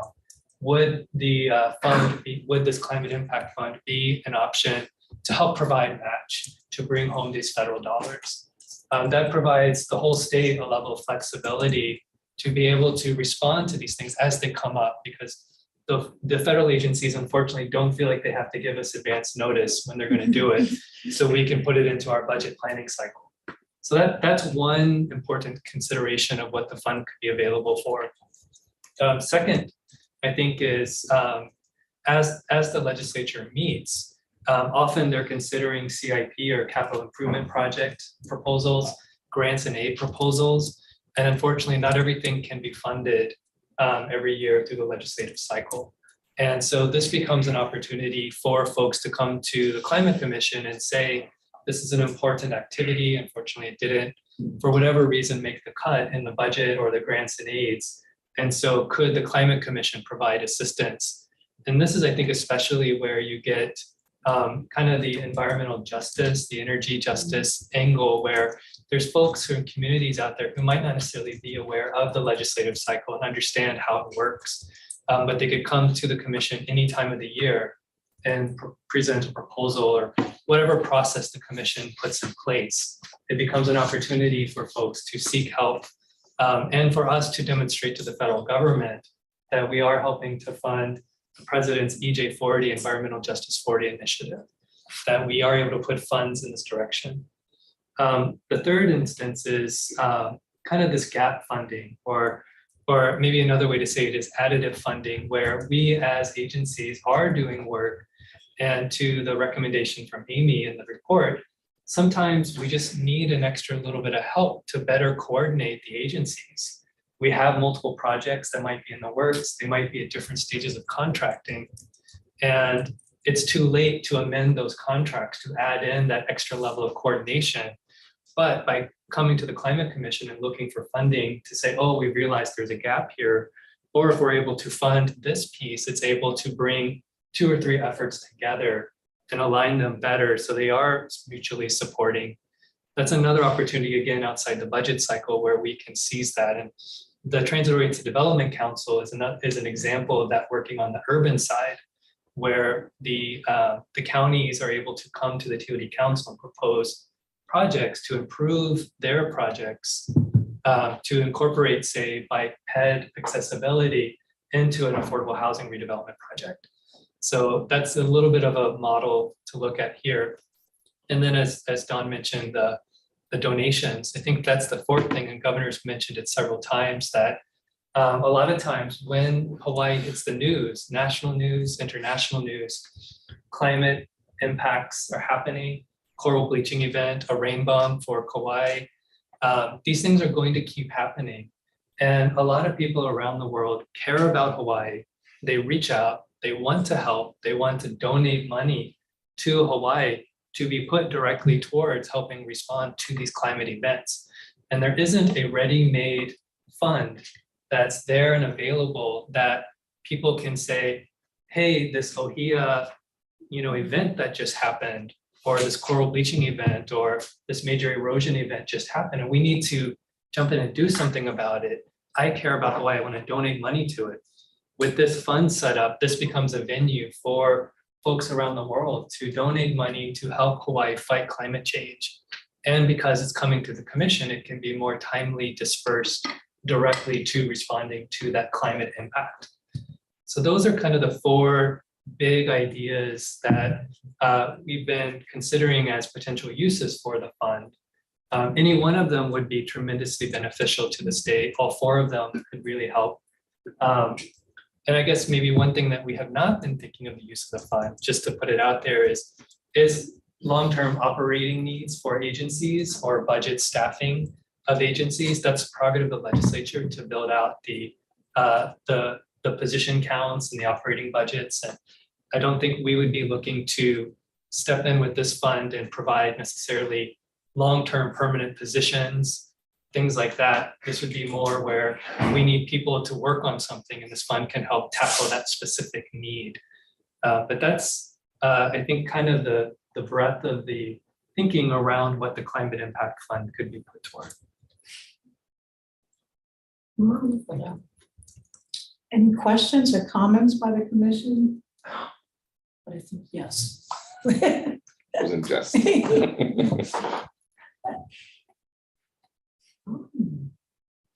Can we put the statement back up again? See if everybody's comfortable with that. If you do want to support that. So Leah's going to put back up the statement. The Hawaii Climate Change Mitigation and Adaptation Commission stands in full support of the Climate Impact Fund. The proposed legislation is a continued commitment by the state and the legislature to address the climate emergency declared by the legislature in 2021 by investing significant funds and resources to leverage the historic federal funding to address climate change. This further demonstrates the state's seriousness in addressing climate mitigation and adaptation actions and empowers the state, county, and non-governmental organizations to take climate action now. Any comments? Are you comfortable in making a statement? Is it necessary, not necessary? We just wanted to put this out there. I'm just catching this, but we might state and the legislature is part of the state. Yeah. So I don't know if we're thinking executive branch and legislature, Maybe, or maybe that, it's yeah. better to say commitment by the state. But we did want to give the legislature some kudos for it. Well, at least it was good for discussion, but you're probably right. Commitment by the state is enough. Any thoughts? Do you want to take an action on this or no need? I'm open. Do I have a motion to adopt this statement?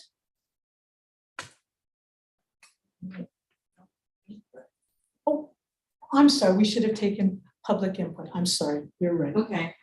Well, I'm known by the commission for doing little words. Okay. So I apologize, but That's okay. where it says change this further, I would put a period instead of a comma and start a new sentence. So to address climate change, period. Okay. Then this further demonstrates the state's seriousness And empowers state and county, which I think you added the S in there when you were saying the sentence. I think that puts a good emphasis. Thank you very much. With that change, do I have a motion? So moved. Thank you very much. I'll second. Thank you very much. There's been a motion, it's been seconded. Any discussion? All in favor of the motion, say aye. Aye. Aye. On the screen, Zoom. Any opposition? Mahalo for that. The motion passes unanimously. Thank you very much, everyone. Thank you. The next item is item number 7.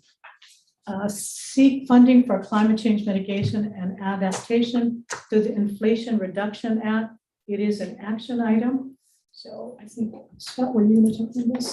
Scott and Leah? Or Leah? Yeah, I can start. All right. So there is, we have with us Asia Yuri from the EPA, who was going to share a little bit about some of the funding sources that we are discussing. So Asia, take it away. Well, thank you, Leah. Hello. Thank you for having me today. My name is Asia Yuri, and I work for US EPA Region 9, but I'm based here in Honolulu. I was planning to join you in person today, but I'm a little under the weather, so I'm joining you by Zoom. And I'm really going to focus on one of our grant programs today.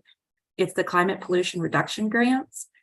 So the Climate Pollution Reduction Grants from the Inflation Reduction Act are a priority for the administration. We're calling them CPRG. So CPRG is an exciting new step, one that enables EPA to work in further partnership with state, local, and tribal officials to address climate change through greenhouse gas reductions. These grants will provide significant resources to state, territory, local, and tribal governments to develop ambitious climate action and air pollution reduction plans and to implement measures from those plans. These could include projects and policies aimed at clean energy, energy efficiency, transportation, waste reduction, and many more. So the CPRG program will encourage states, air agencies, municipalities, and tribes to create comprehensive climate pollution plans that ensure reductions and investments maximize benefits, especially in low income and in disadvantaged communities. So the CPRG is a 2-stage program. The first stage is the $250 million of planning grants, which is coming very soon, and I'll discuss that, followed by the $4.6 billion that will be for competitive program implementation grants. So we're working on developing the program details right now and at an accelerated pace, and plan to announce detailed information about the planning grants as soon as March 1st, which is in 2 weeks. And this is sooner than the May deadline that was outlined in IRA. So our pace reflects the urgency of action that climate change demands and a goal of putting the money to work as quickly as possible. So the program guidance that will be released in March will be focused specifically on the $250 million non-competitive planning grant portion of the program.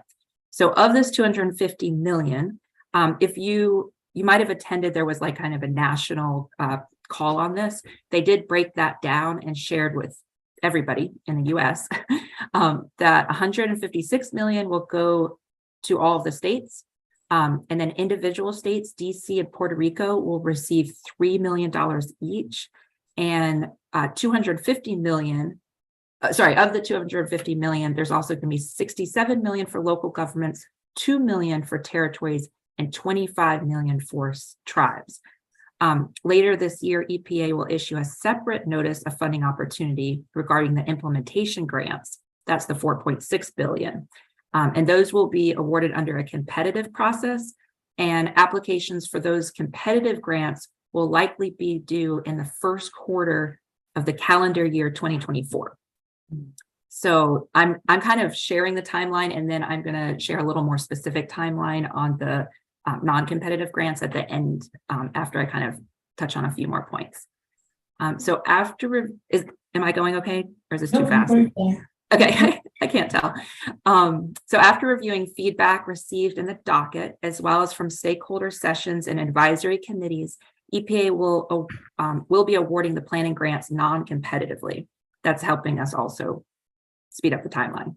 So these planning grants can be used to resource staffing and contracting for the work needed to inventory and analyze emissions, run a robust stakeholder engagement process, and develop comprehensive greenhouse gas reduction plans. So EPA is aiming for a 30-day opt-in period for eligible entities after the planning grants are announced, which, as I said, might be as soon as March 1st. So eligible entities will be asked to complete a notice of intent to participate. There will be an opportunity for states, territories, municipalities, and tribes to receive planning grants directly. In addition, every municipality will have the chance to work with their state on a climate action plan in the event that they do not receive a grant directly. Tribes may also participate as collaborating partners with states. So the CPRG planning grants should identify climate reduction opportunities across your communities to assess the various programs and resources available under the Inflation Reduction Act and the bipartisan infrastructure law, and how they might work together, and to build staff capacity and assess and leverage these opportunities. So now is the time for state and local governments and tribes to start thinking about the opportunities they want to collaborate on. And this should also include thinking about who would serve as the lead organization for the planning grant. So you have about 2 weeks to figure that out. Link between planning and implementation funds. So the implementation grants will be awarded through a competitive process, like I mentioned, and the implementation plans developed with the planning grant. So they're connected. So entities included in or covered by such plans will be eligible to apply for the implementation funding. EPA anticipates that states with existing climate plans could use planning money to update or expand their existing plans in preparation for the future implementation grant competition. So these are, now I'm going to say like the really detailed next steps. Before I do that, should I take questions, or should I just jump into like the specific next steps? We were still stuck at the $250 million. Okay, that's nationally, right? So 3 million per state. Okay, no, please go ahead, Asia. Okay, so for next steps, the most important thing to do right now, besides figuring out who your state, who from the state is going to be the actual applicant, is to make sure whoever is going to be your applicant is registered in sam.gov and grants.gov. So 2 very important registrations. You probably already are signed up and registered, but it's important to go and check, because signing up or re-signing up or whatever can take very long time. So it's a process. So please check and make sure your registration is working properly. Next, in terms of timeline, there are going to be 2 webinars. So March 2nd at 2 p.m. These are on our website. So I'll give you the website and you can go and look at all of this. But on March 2nd at 2 p.m. Eastern time, what is that? I don't know if that's before or after daylight savings. Anyway, 2 p.m. Eastern time. And then March 7th at 2 p.m. Eastern time, there's 2 webinars. They're both, registration is open now for both of them, and the webinars will be recorded so you can watch them later. But they're going to be really important, especially for whoever is the applicant. So again, in terms of timeline, March 1st is when we are hoping EPA issues the guidance and notifies eligible recipients. March 31st, so 30 days from whenever that announcement comes out, but approximately March 31st, the states, municipalities, pollution control agencies, that will be their deadline to submit their notice of intent to participate. And then approximately April 28th, the states, municipalities, and air pollution control agencies, that will be their deadline to submit applications and work plans for the planning grant, April 28th, into grants.gov. So that's like the actual when you apply. And then approximately June 15th will be when the tribes and territories submit their application and work plans. And then in the summer of 2023, this summer, we're hoping to award the grants. So that is basically all the information I have. I can share with Leah the website, but it's basically epa.gov/Inflation Reduction Act, Climate Pollution Reduction Grants. I mean, if you Google that, it will show up. There is I just want to flag within that website, there's something called Stay Connected. And if you click on that and fill out a form, you can basically get on the email list and get all the updates. So it's not a bad idea because then you'll really know when are things being announced, when are the webinars, everything. They'll kind of be in touch with you. And then lastly, there's an email address that if you have questions that you want answered, that we can't answer, whatever, CPRG. So that's the acronym for the program, CPRG@epa.gov. You can email and they will get back to you. And yeah, that's pretty much all I have. I have one kind of clarifying thing about the implementation grants if you're interested in eligible entities, because it's a little hard to understand. But beyond that, I'm open to questions and hope I'm not taking too much time. No, thank you so much, Asia. That's been really helpful. Do we have any questions? I know Scott has got some questions he'd like to ask. Just a couple clarifying questions, Asia. One, you mentioned the state. Now, in the Inflation Act, there's each pot of money has a different kind of group of eligible entities, and sometimes they specify the government agency. So Right. in this case, it's just saying the state, correct? Correct. It is not specifying. So it's up to you all, I believe, to figure out who, or which actual department will apply. Okay, thank you. And the local governments are also eligible. In this case, the counties in the same situation. The county would pick their designated lead if they're going to apply. That is my understanding. So like I said, there's like some money that's just for states, and then there's other money that's for municipalities. So yes, you don't want lots of municipalities applying. Like we're encouraging, them to work together. So if the counties can figure out which county is going to be the actual grantee, that would be fantastic. And for both the state and the county, which counts as a municipality, the definition of municipality is the Clean Air Act definition, which includes counties. Other municipality definitions, if you Google it, do not include counties, but ours does. So yes, I hope both the state can figure out which department and municipalities can figure, the counties can figure out which county will be the lead grantee. And then last question, I know I asked you this, but just to ask it with everyone. Could you talk about how Native Hawaiian or Native Hawaiian organizations fit into the different categories of eligible entities?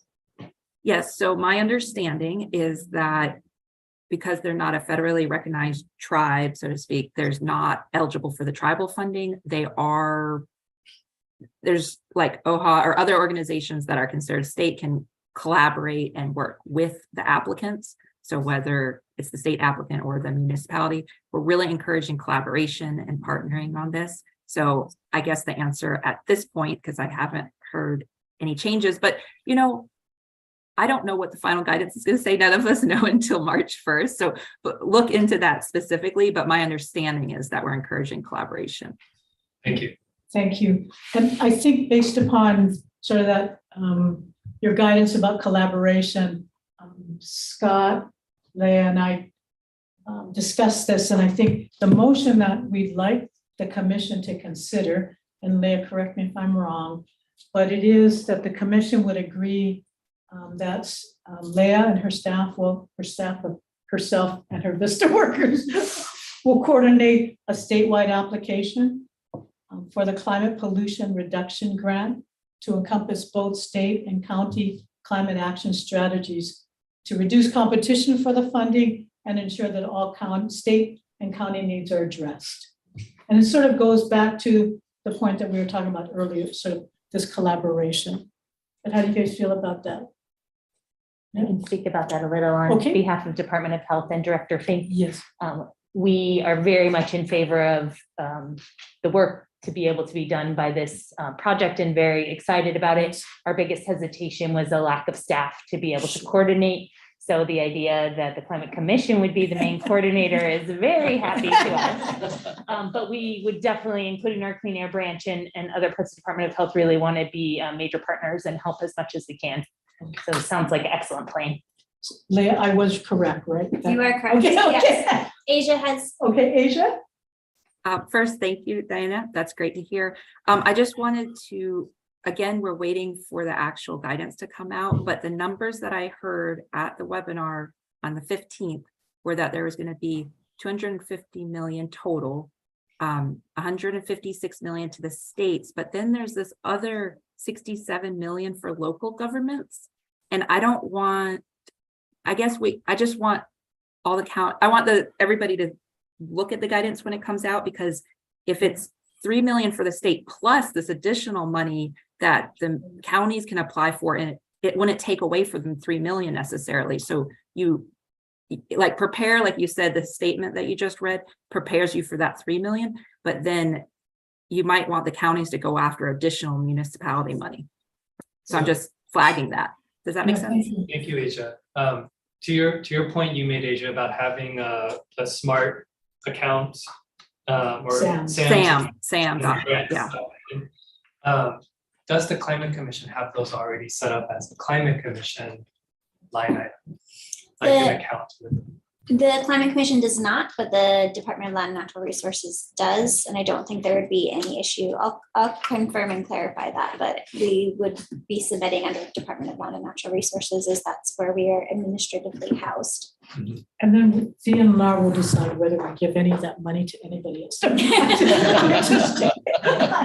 only bring it up because it feels a little bit like there's two things here. One is the coordination for the state and the counties, and the other is the lead agency to prepare the application. Sure.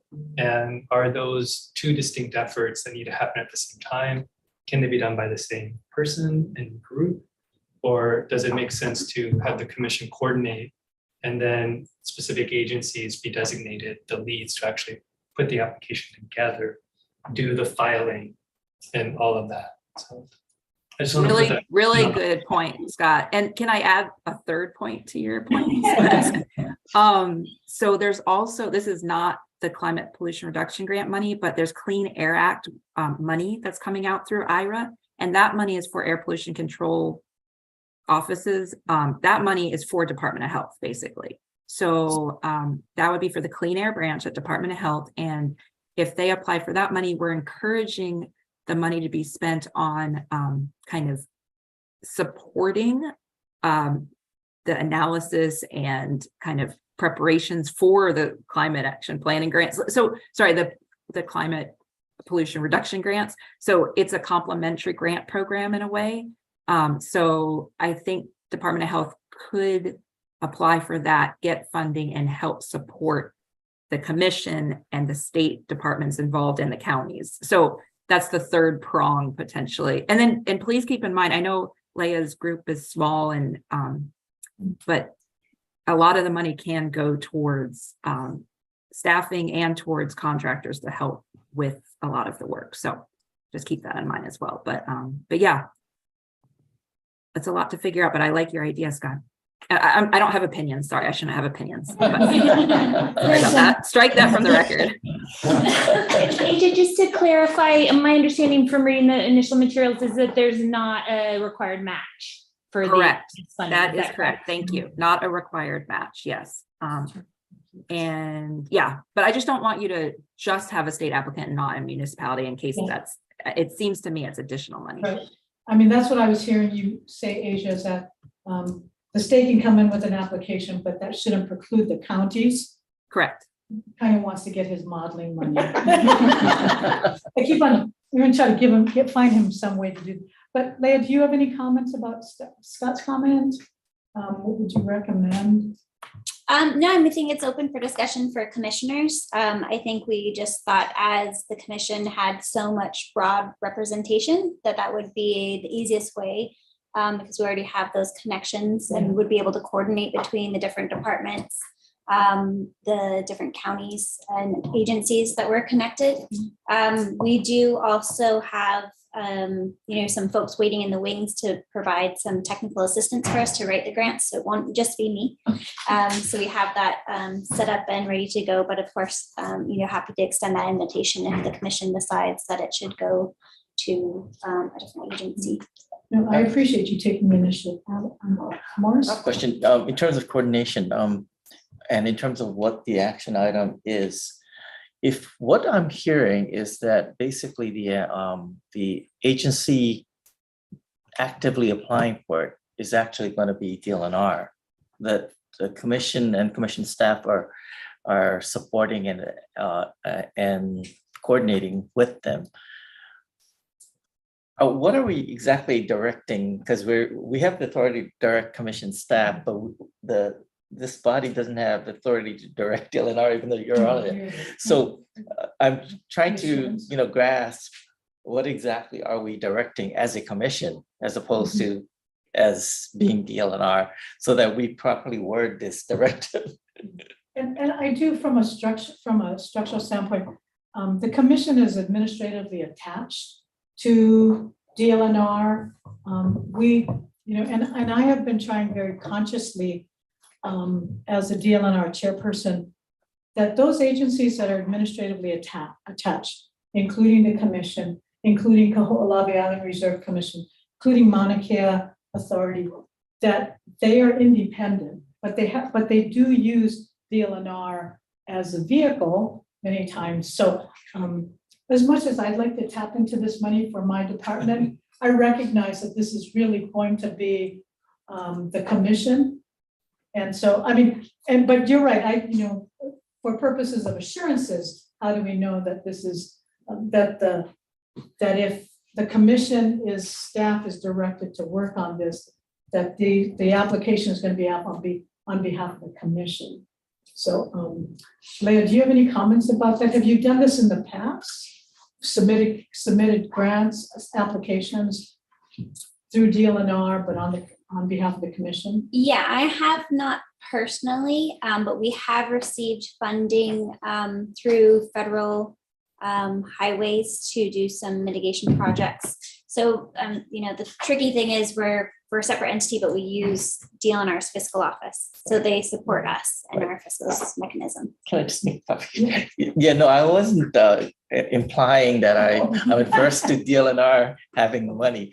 It was more a process issue about exactly how we're going to structure our action item to give the proper direction to our staff as to what to do, because and this may be a question that Asia can help us with, because if the only registered entity is DLNR, then they're the only entity that can actually apply for this money. So if they're the actual applicant for these funds, what role are we playing? So I have, I wasn't trying to imply that I had any feelings about where the money went. I just wanted to make sure we did it correctly. Sure. May I? Oh, sorry. Yes, I please. see Garrett has his hand up, and then I have something to read to you all. Okay, Garrett, did you want to?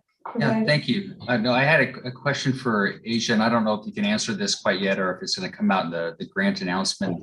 I was just wondering, again, since we have money potentially going to municipalities separate from the state, if it's unheard of having sort of a joint application, if through this discussion between the counties and the state, there's enough overlap, again, instead of two separate items, if it could be the co-application where it may be up to a certain amount for the state, up to a certain amount for the counties collectively as either a single project or a single submittal. It's a good question, and I will bring that back and ask. So basically, I think what you're asking is could the state and the counties apply for 3+ million? It'd be co-applicants. And do a giant application that would count as your state and municipal grant together. Just wondering, Yeah, I don't know the answer, but it's a really good question. So I will ask about that and try to get an answer. If not, it will come out in 2 weeks in the guidance. But generally speaking, you have one grantee who is, it's their DUNS number and everything. It's they've registered, but then all of the partner organizations are still part of the application. They're listed, they're included, they're part of the planning. They're very involved. So no matter who the grantee is, everybody's very involved. And Asia, the implementation grants, will those automatically follow on to whichever agency is the lead for the planning grant? Then they will be the ones to get the implementation money too. Okay, so I want to read this. This is what was read out on the 15th, and it's the most clear of anything I've heard so far. We'll have to see it in writing when it comes out at the beginning of March, but this is my answer to that question. Okay, those states, territories, DC, air pollution control agencies, municipalities, tribes, or groups of such eligible entities that are covered by a plan. So that groups comment means that you kind of come together and then there's one grantee.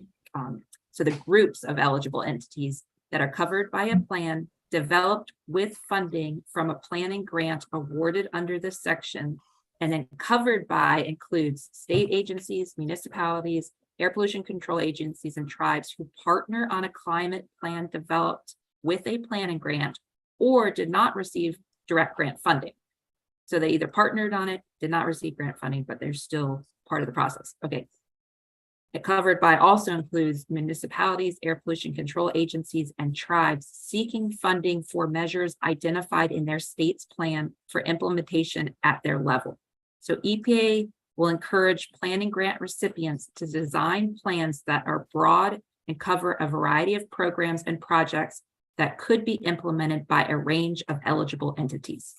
So the answer to your question directly is no, you don't have to be the grantee that got the planning grant, but you do have to make sure you have everything you're going to implement is covered in the plan. And the measures are identified in the state's plan at that level. Yeah. And what I just read will come out in the guidance, so you'll be able to read that officially. And I actually think that argues for the commission and sort of the broader state of like covering the full scope of climate change and, you know, the issues in the broader state. I think that argues for the benefits of the coordination coming from the commission. To be comprehensive and all-inclusive. Yeah. And there's, we have a lot of experience in DOH of doing grants with EPA and a lot of personal experience, a lot of group experience, and we're more than happy to help. And there's tends to be a lot of flexibility in the way things are structured, as long as you clearly define them, you clearly state them in your work plans and get approval from the project officers. And it's been, especially with a lot of these large amounts of monies coming out lately and these real incentives to get this money spent and these projects going, the project officers have been extremely easy to work with and really want to get these projects going. So it really creates an environment where, you know, as long as it's within the scope of the grant, you can really kind of design it in the way that works the best for your state. So I think there's real potential that this could work really well. Kind of, what do you guys think? No, we're supportive. Yeah. Any other comments or questions, commissioners?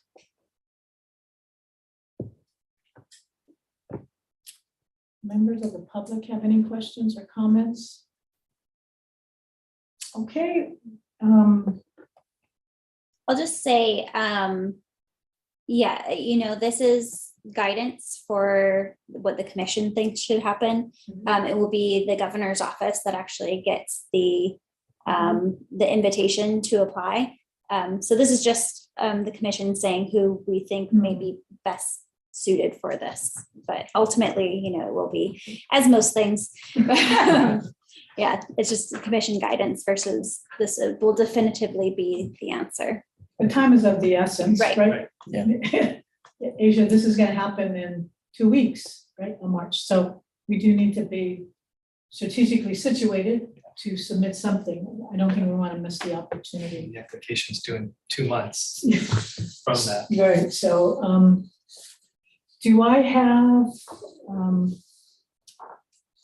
well, this is what the proposed motion was going to be. So you're free to change. The commission agrees that the commission staff will coordinate a statewide application for the climate pollution reduction grant to encompass both state and county climate action strategies to reduce competition for funding and ensure that all state and county needs are addressed. That is what the proposed motion is. Do I have a motion? Folks on Zoom are also welcome to move Yeah. in second. If not, don't be shy, gentlemen. Please Well, I think- I'll move that. All we- right. Thank you, thank you, thank you. I have a motion that's been made by Scott. Do I have a I'll second? second. Thank you very much. A motion has been made and seconded to adopt the motion that I just read. And, Sorry, okay, go ahead. I'm gonna recuse myself from this vote. You might submit your own. No, sorry, I just realized that there may be a bit of a conflict issue for me to take this over. And I'm just recognizing that now, so Okay, okay. formally recuse myself. Do you need me to leave the room or? No, no, Sorry, no. I should have made that statement before the whole discussion. Now I'm just realizing. I think he's okay. He can just stay, yeah. You're on the review committee? Aisha didn't even know that. No. Well, a motion has been made. Do I have discussion? I have a comment. Yes. Is there a need to mention DLNR in the motion at all? Because judging from what Leah had disclosed about, really the only real entity that could apply for it, given the proper registrations that are required, is DLNR. Is there any need to include them in this at all? Or in reference to them, I guess, I don't know that DOA gets federal money, and sure. Okay. Office of Planning gets federal money. So we have an account. I think a lot of the commission members have the accounts and could be the one to apply through it. Okay, yeah, so It's there's no real need for identifying any particular agency. Well, Morris, if you identify Dylan, we're gonna take an admin fee. Okay, no, that was just a comment. I mean, I'm fine with that. Thank you. So with that clarification, that other agencies or other departments have a SAMS. But are you all comfortable with the motion as read? Yeah. So all in favor, say aye. Aye. Any opposed? Okay. Any opposed? All right, the motion passes unanimous. Oh, with one recusal for the record. All right. So with that being said, we have item 8, and I haven't taken any break. Does anybody need to take a break? No, but thank you very much. Good luck. Thank you, Asia. Thank you. Thank you for the information, Asia. So I've got item number 8. It's a presentation on other climate legislation, a non-action item. And I'm sorry that Representative Ichiyama had to leave. Do we still have? Yeah, I was just going to present quickly on some of the bills that impact the commission. Okay.